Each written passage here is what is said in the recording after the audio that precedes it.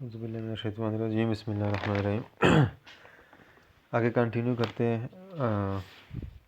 I think आप लोगों को पहले लेक्चर की जो है वो कुछ ना कुछ समझ आ गई होगी।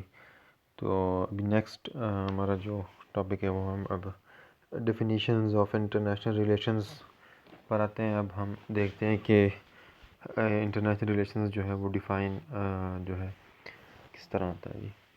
तो सबसे पहले हमारे पास डेफिनेशन है, international relations is the study of relations positive और नेगेटिव, कंस्ट्रक्टिव और destructive between the states of the world.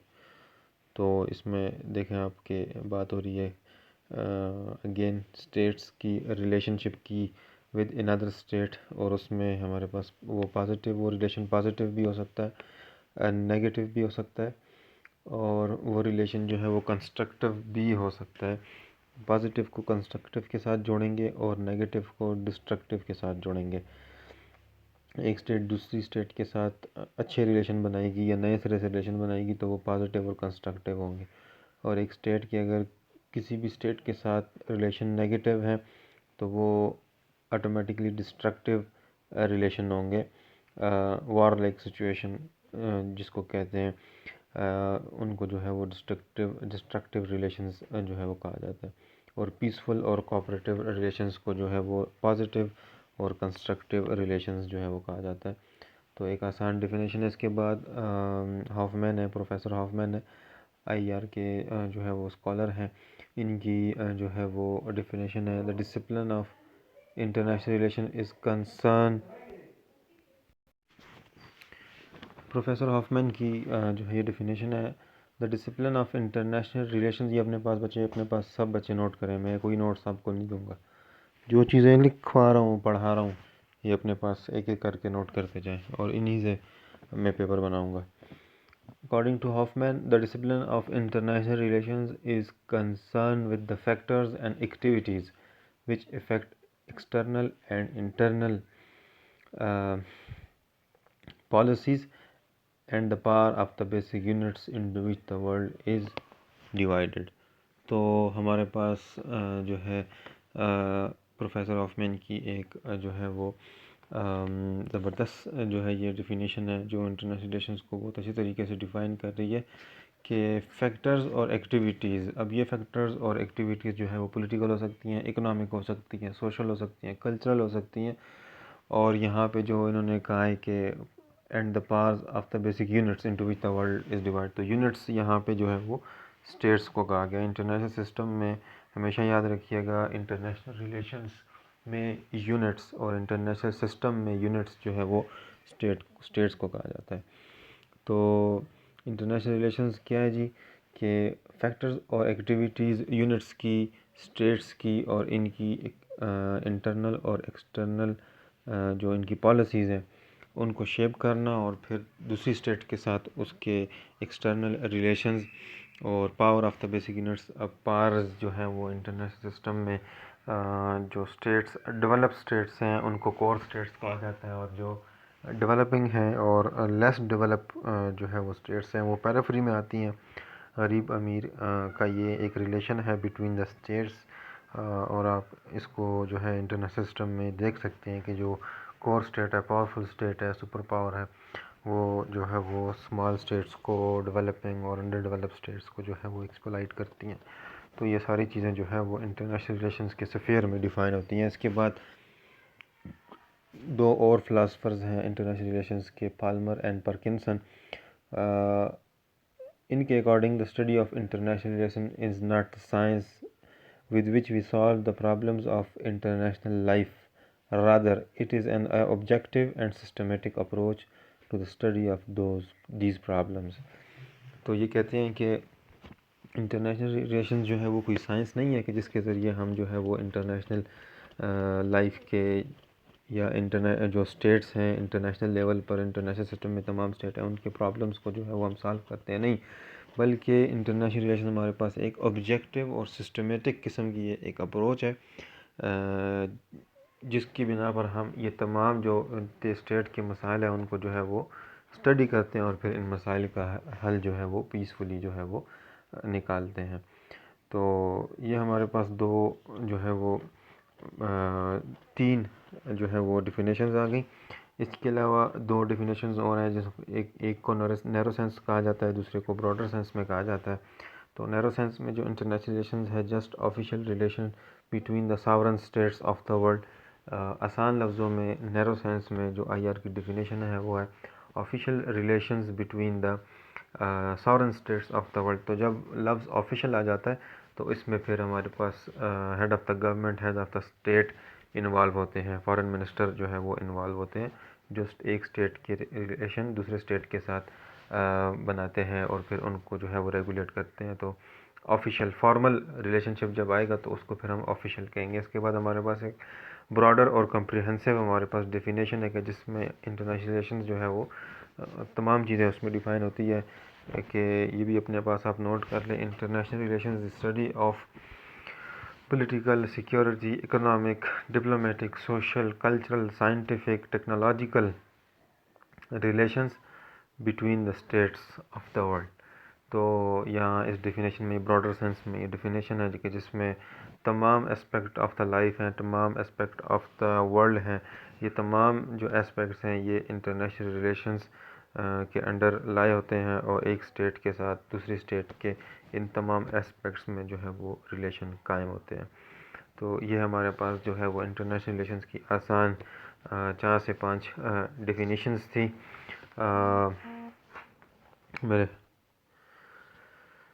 मेरे ख़्याल में जो है वो आप लोगों को इसकी समझ आ गई होगी। आगे जो है वो आईआर के स्कोप को देखते हैं। डेफिनेशंस के बाद जो मेन चीज़ होती है वो है स्कोप ऑफ इंटरनेशनल रिलेशंस। तो इंटरनेशनल रिलेशंस का जो सब्जेक्ट है ये एक बहुत वास्ट जो है ये सब्जेक्ट्स है। जैसे आपका सोशियोलॉजी है तो इसी तरीके से इंटरनेशनल रिलेशंस भी जो है एक वास्ट सब्जेक्ट है। बहुत ज़्यादा सब्जेक्ट्स, बहुत ज़्यादा जो है वो डिसिप्लिन्स और बहुत ज़्यादा कॉन्सेप्ट्स जो है इसके स्कोप में आते हैं। तो इसके स्कोप पर एक नज़र डालते हैं। तो इंटरनेशनल रिलेशंस का जो स्कोप है आज की दुनिया में जो है ये मज़ीद जो है ये एक्सपेंड हुआ है। और जैसे हमने लास्ट हमारा जो लेक्चर था उसमें हमने आईआर की जो हिस्ट्री में पढ़ा था कि पहले इंटरनेशनल रिलेशंस का जो फोकस था वो डिप्लोमेसी पे था। और अब जो हमारी ये मॉडर्न वर्ल्ड है, ग्लोबलाइज वर्ल्ड है, कि जिसमें जो है वो तमाम स्टेट्स जो है वो इंटरनेशनलाइज हो गई हैं। तो अब हमारे पास जो है वो इंटरनेशनल रिलेशंस का स्कोप जो है वो एक्सपेंड हो गया है। और अब हमारे पास जो है वो डोमेस्टिक लॉ के ज़रिए के बजाय अब हमारे पास जो है वो इंटरनेशनल लॉ का कॉन्सेप्ट जो है वो डेवलप हुआ है, जो इंटरनेशनल रिलेशन के स्कोप को डिफ़ाइन करता है। अब इंटरनेशनल लॉ क्या है? अब इंटरनेशनल लॉ जो है ये एक नाम से जैसे है इंटरनेशनल लॉ, तो ये स्टेट्स के रेगुलेशंस जो है, स्टेट की रिलेशंस जो है वो पीसफुली जो है वो रेगुलेट करने के लिए इंटरनेशनल लॉ जो है इसका कॉन्सेप्ट जो डेवलप हुआ है। और इसकी भी आगे 2 किस्में हैं, public international law, private international law. Public international law में जो है वो सिर्फ स्टेट्स के रिलेशंस पर रूल्स एंड रेगुलेशन अप्लाई किए जाते हैं, जबकि प्राइवेट इंटरनेशनल लॉ में पीपल टू पीपल रिलेशन और उसमें फिर बिज़नेस आ जाता है, इकोनॉमिक रिलेशंस जो है वो एक स्टेट के इंडिविजुअल्स का दूसरी स्टेट के इंडिविजुअल्स के साथ जो रिलेशन है वो आ जाता है। तो ये आईआर की वजह से ये पॉसिबल हुआ है कि इसका स्कोप इतना इतना एक्सपेंड हुआ है कि हमारे पास इंटरनेशनल एक लॉ जो है वो बन गया है, जो पूरी वर्ल्ड पर जो है वो तमाम स्टेट्स के रिलेशंस और फिर पीपल टू पीपल जो कांटेक्ट है उसको जो है वो रेगुलेट करता है। इसके बाद सेकेंडली हमारे पास जो इंटरनेशनल रिलेशन के स्कोप के हवाले से कि सेकेंड वर्ल्ड वार के बाद हमारे पास वर्ल्ड में 2 वर्ल्ड वार्स नहीं हैं इस दुनिया में, first world war and second world war. थोड़ा बहुत कॉन्सेप्ट आप लोगों को शायद हिस्ट्री के हवाले से पता हो, बाकी हम इन चीज़ों को जो है वो अपने टॉपिक्स के हिसाब से, कंटेंट के हिसाब से जो है वो पढ़ेंगे, फर्स्ट वर्ल्ड वार को भी, सेकेंड वर्ल्ड वार के बाद और सेकेंड वर्ल्ड वार को भी। तो इसके जो आईआर का स्कोप है सेकेंड वर्ल्ड वार के बाद जो है ये एक एज अ डिसिप्लिन जो है वो इसमें बहुत ज़्यादा जो है चेंजेस आई, डेवलपमेंट्स आई। अब वो क्या थी कि हमारे पास जो वर्ल्ड थी वर्ल्ड वार 1 से पहले और वर्ल्ड वार 1 के बाद मल्टीपोलर वर्ल्ड थी।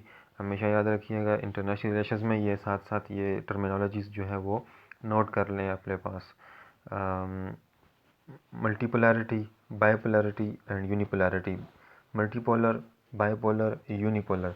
मल्टीपोलर वर्ल्ड में हमारे पास इंटरनेशनल सिस्टम में एक दो से ज़्यादा हमारे पास जो है वो सुपर पावर्स होती हैं, कोर स्टेट्स, जिनको मैंने आपको पहले भी सुपर पावर जो है वो मल्टीपोलर वर्ल्ड में दो से ज़्यादा होती हैं। इसी तरीके से बाइपोलर वर्ल्ड में दो सुपर पावर्स होती हैं और यूनिपोलर वर्ल्ड में एक सुपर पावर होती है। तो वर्ल्ड वार 1 के बाद मल्टीपोलर थी, सेकेंड वर्ल्ड वार के बाद बाइपोलर हो गई, और यूएसएसआर की डिसइंटीग्रेशन के बाद 1991 के बाद अब जो करंट हमारी वर्ल्ड है ये यूनिपोलर वर्ल्ड है। हमारे पास एक सुपर पावर है अमेरिका।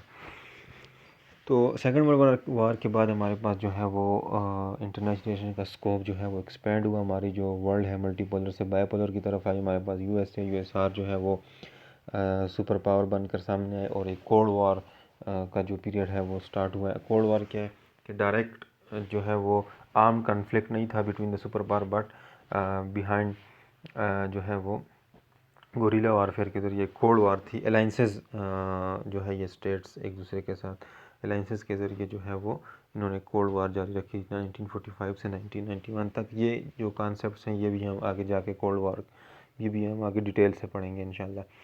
और सेकेंड वर्ल्ड वॉर के बाद जो है वो कॉलोनाइजेशन के बाद डीकॉलोनाइजेशन हुई, जिसके नतीजे में बहुत सारी न्यू स्टेट्स जो है वो दुनिया के नक्शे पर जो है वो सामने आई, और दुनिया में जो है वो सेकेंड वर्ल्ड वॉर के बाद न्यूक्लियराइजेशन की तरफ जो है वो बढ़ी। तो ये भी आईआर, इसकी वजह से भी आईआर का जो है वो स्कोप एक्सपेंड हुआ है। यहाँ पे मैंने कॉलोनाइजेशन और डीकॉलोनाइजेशन की बात की गई। तो बाद बच्चों को पता होगा कि सेकेंड वर्ल्ड वॉर के एंड से पहले पहले हमारे पास जो है वो ब्रिटिश कॉलोनीज़ थी, फ्रेंच कॉलोनीज़ थी, मतलब ये जो जितनी भी सुपर पावर्स थी इनकी जो है वो थ्रू आउट द वर्ल्ड इनकी कॉलोनीज़ होती थी। तो सेकेंड वर्ल्ड वॉर के बाद जो है वो डीकॉलोनाइजेशन हुई, जिसके नतीजे में जो है वो तमाम स्टेट्स जो मुख्तलिफ़ किस्म की स्टेट्स कॉलोनाइज एरिया थे वो आज़ाद हुए, जिसमें पाकिस्तान, इंडिया भी है। ब्रिटिश रूल यहाँ पे ख़त्म होता है डीकॉलोनाइजेशन के असर में, तो पाकिस्तान और इंडिया आज़ाद होते हैं। और हम इसी तरीके से बाकी भी हमारी तरह और भी कॉमनवेल्थ जो स्टेट्स हैं ये हमारे पास जो है वो ब्रिटिश की कॉलोनीज़ थी। तो ये हमारे पास आईआर का स्कोप। इसके साथ साथ और जो है आईआर की स्टडी में जो है वो न्यू साइंटिफिक्स डेवलपमेंट्स हुई 1950s के बाद। हमारे पास जो है वो और जो है वो आईआर के हवाले से और अप्रोचेस जो है वो डेवलप हुई, और उनमें से सबसे अहम जो थी वो बिहेवियरलिस्ट अप्रोचेस थी कि एक काजल इफ़ेक्ट जो है वो इंट्रोड्यूस किया, काज एंड इफ़ेक्ट की बात की गई, और नई थ्योरीज़ आईआर की जो है वो डेवलप हुई।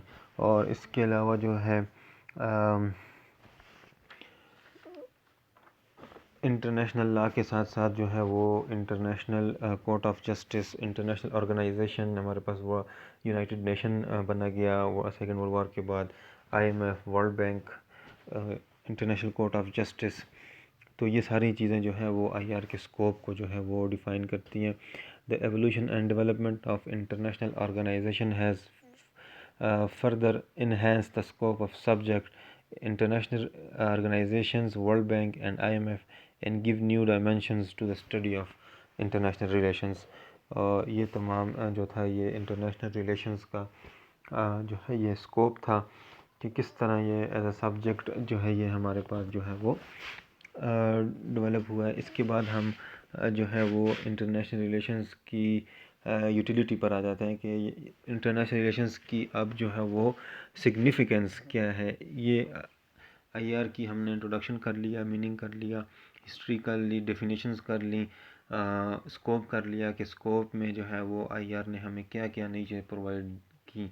अब हम पढ़ते हैं सिग्निफिकेंस ऑफ आईआर कि अब आईआर की स्टडी हमें इसकी सिग्निफिकेंस क्या मिलती है, इसकी इम्पोर्टेंस हमारे लिए क्या है। तो इंटरनेशनल रिलेशंस की जो स्टडी है ये हमें इनेबल करती है कि हम कैसे स्टेट की इंटरनल और एक्सटर्नल पॉलिसीज़ को एवेलुएट करते हैं कि आया हमारी ये स्टेट जो है इसकी ये जो पॉलिसी है ख्वाह वो इंटरनल है विद इन द स्टेट, वो जो पॉलिसीज़ इम्प्लीमेंट कर रहे हैं, या एक्सटर्नल पॉलिसीज़ जो है वो दूसरी स्टेट्स के साथ उनकी ट्रीटीज़ हैं, एग्रीमेंट्स हैं, उनको हम इनेबल हो जाते हैं कि हम उनको उनका एनालिसिस कर सकते हैं कि आया ये जो पॉलिसीज़ हैं ये हमारे मुल्क, हमारी पॉपुलेशन के लिए जो है वो ठीक है या गलत है। इसी तरीके से आईआर की जो स्टडी है इंटरनेशनल रिलेशंस की, वो हमें इस काबिल बनाती है कि हम ये समझ सकते हैं कि हमारे स्टेट के मकासद और दूसरी स्टेट्स के जो ऑब्जेक्टिव्स हैं, गोल्स हैं, और कैसे एक स्टेट दूसरी स्टेट से आगे बढ़ सकती है और जीत सकती है। वो इकोनॉमिक फील्ड हो, पॉलिटिकल फील्ड हो, जो भी हो, कि किस तरीके से जो है वो एक स्टेट दूसरी स्टेट को जो है वो पीछे छोड़कर ख़ुद जो है वो आगे निकल सकती है, या मिलकर कोऑपरेशन के ज़रिए जो है वो पीसफुली जो है वो को एग्जिस्टेंस जो है इंटरनेशनल सिस्टम में कर सकते हैं। तो ये आईआर की स्टडी है जो हमें जो है इस काबिल बनाती है। इसके अलावा इंटरनेशनल रिलेशन की जो स्टडी है और इसका जो स्कोप है, और पास में जो सॉवरेनिटी का हमारा जो कॉन्सेप्ट था, नेशनलिज्म का हमारा कॉन्सेप्ट था, स्टेट के इंटरनल अफेयर्स में जो है वो नॉन इंटरफेरेंस थी, और हर कोई अपनी स्टेट को और अपनी जो है वो उसका जज्बा हबुल वतनी जो होता है, नेशनलिज्म, पैट्रियाटिक होता था। लेकिन जैसे ही हमारे पास जो है ये वर्ल्ड जो है वो डेवलप होती है, ग्लोबलाइज्ड होती है, तो तमाम स्टेट जो है वो एक दूसरे पर डिपेंडेंट हो गई हैं। तो आईआर की स्टडी ने जो है वो कलेक्टिव सिक्योरिटी और डिसआर्मामेंट के कॉन्सेप्ट्स को भी जो है वो डेवलप किया है कि अब हमने इतनी डेवलपमेंट्स कर ली हैं साइंटिफिक फील्ड में, टेक्नोलॉजिकल फील्ड में, और तमाम स्टेट जो है वो सॉवरन हैं। कोई एक दूसरे की स्टेट में जो है वो इंटरनल इंटरफेरेंस नहीं करता, और हम सारे जो हैं वो एक दूसरे से जुड़ गए हैं।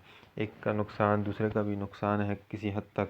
तो हमें क्या है, एक कलेक्टिव सिक्योरिटी की तरफ जो है वो हमने जाना है। सबकी सिक्योरिटी क्या है, कलेक्टिव है, तो इसलिए हमने जो है वो डिसआर्मामेंट करनी है।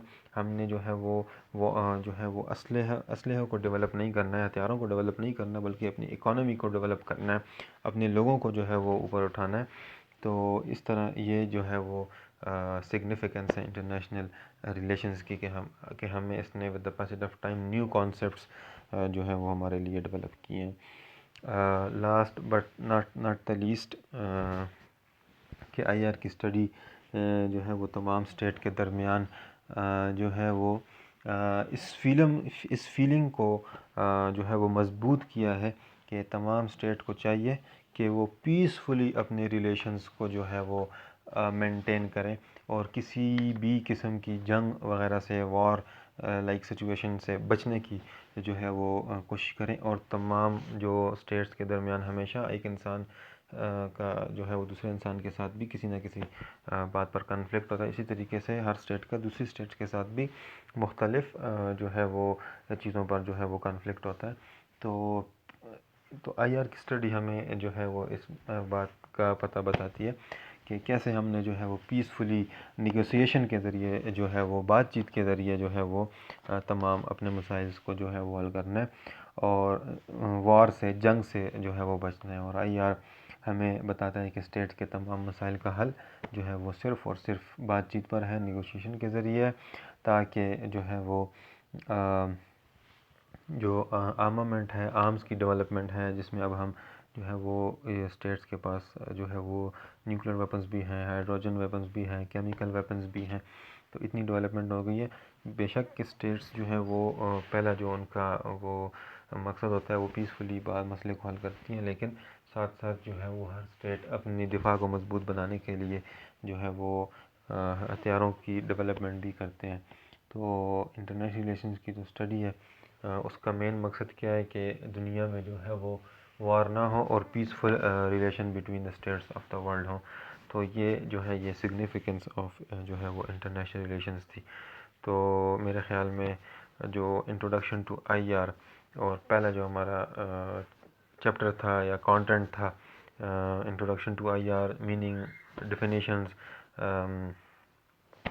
यूटिलिटी, सिग्निफिकेंस और स्कोप, ये चीज़ें हमारे पास जो है वो क्लियर हो गई हैं।